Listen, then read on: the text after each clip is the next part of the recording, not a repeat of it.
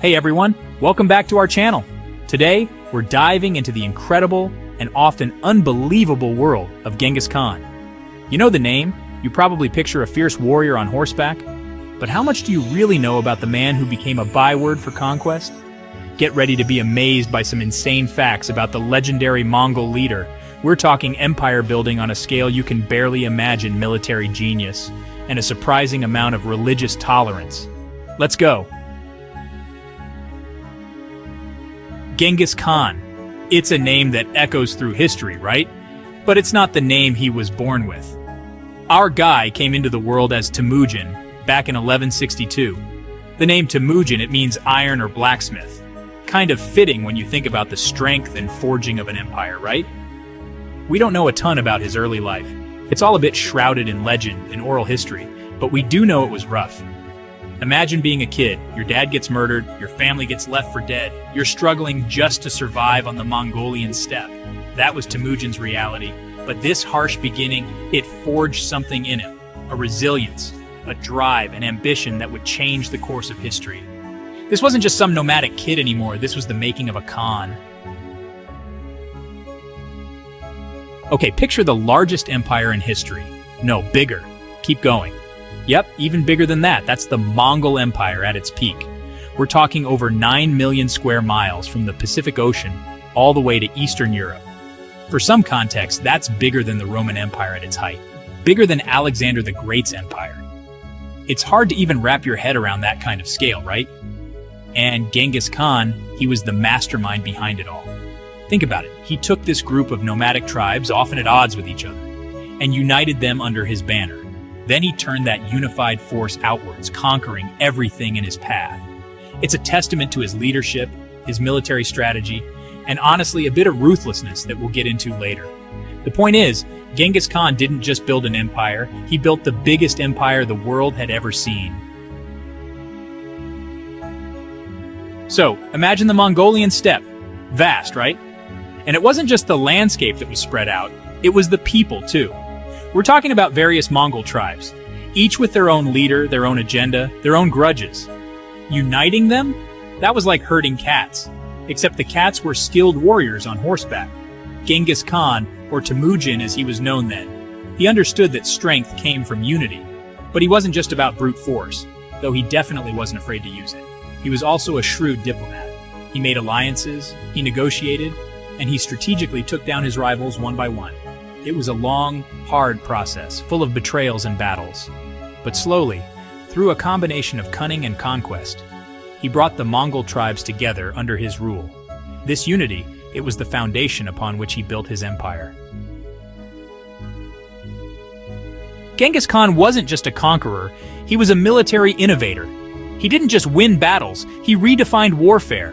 One of his biggest innovations? Speed and mobility. The Mongols were masters of horseback riding, and they used that to their advantage.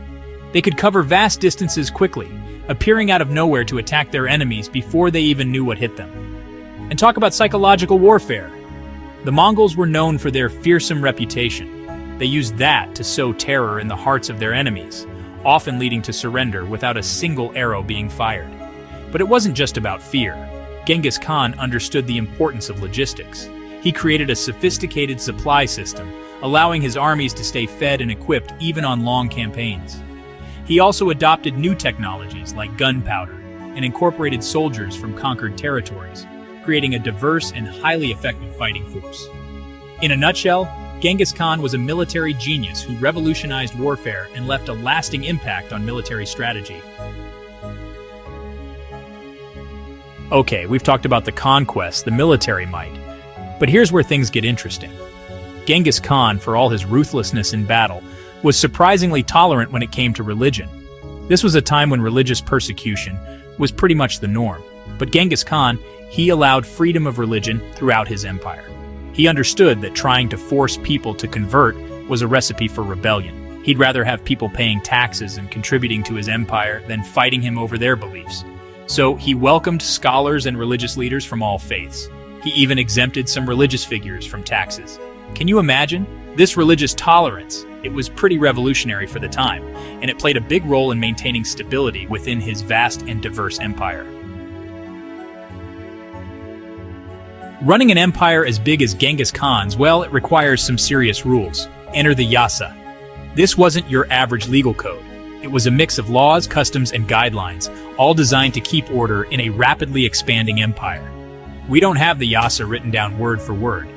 It was more of an oral tradition. But we know it covered everything from theft and adultery to military organization and the treatment of envoys. One of the key principles of the Yasa was meritocracy. Genghis Khan believed in promoting people based on their abilities, not their social status. This was a radical idea at the time, and it helped him build a loyal and capable administration.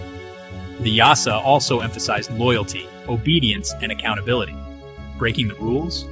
Well, let's just say Genghis Khan wasn't known for his lenient punishments. The Yasa might seem harsh by today's standards, but it was effective in maintaining order and stability across the largest land empire the world had ever seen. Imagine trying to rule an empire that stretches from the Pacific Ocean to Eastern Europe.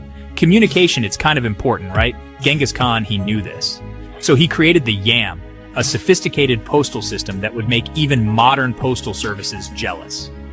Picture this, a network of relay stations stretching across the empire where messengers could swap out tired horses for fresh ones. These guys were like the Pony Express on steroids.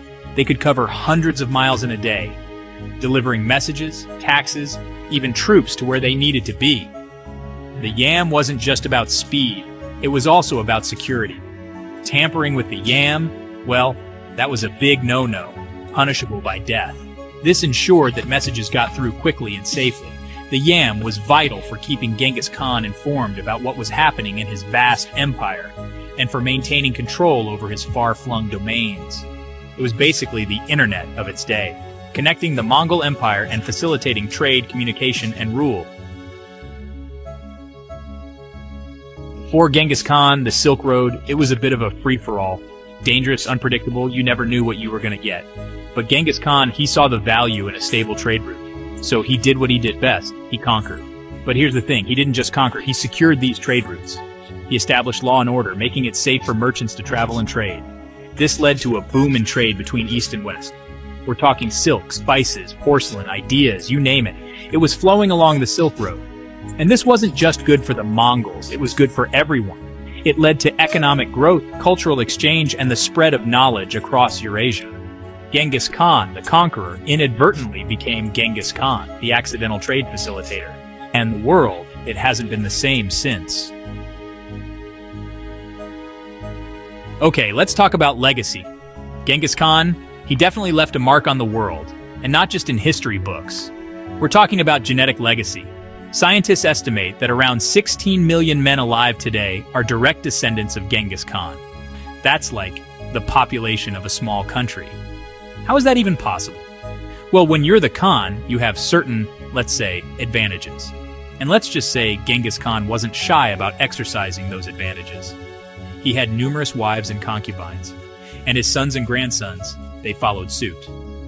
This led to the spread of his genes far and wide across Asia and beyond. So the next time you're in a crowded room, look around. You might be standing next to a descendant of the great Khan himself. Even the greatest conquerors, they can't outrun death forever. Genghis Khan, he died in 1227.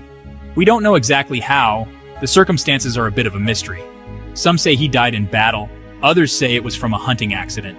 Still others whisper of more, shall we say, scandalous circumstances. Whatever the cause, his death was a huge deal. He was buried in secret. His tomb is still lost to history. But even in death, Genghis Khan's grip on his empire, it didn't loosen. He'd planned for this. He'd divided his empire amongst his sons, ensuring a smooth transition of power. And the Mongol Empire, it continued to expand under his successors. Genghis Khan might be gone, but his legacy, it lived on. He'd transformed the Mongol people from scattered tribes into a unified force. He'd built the largest contiguous empire in history.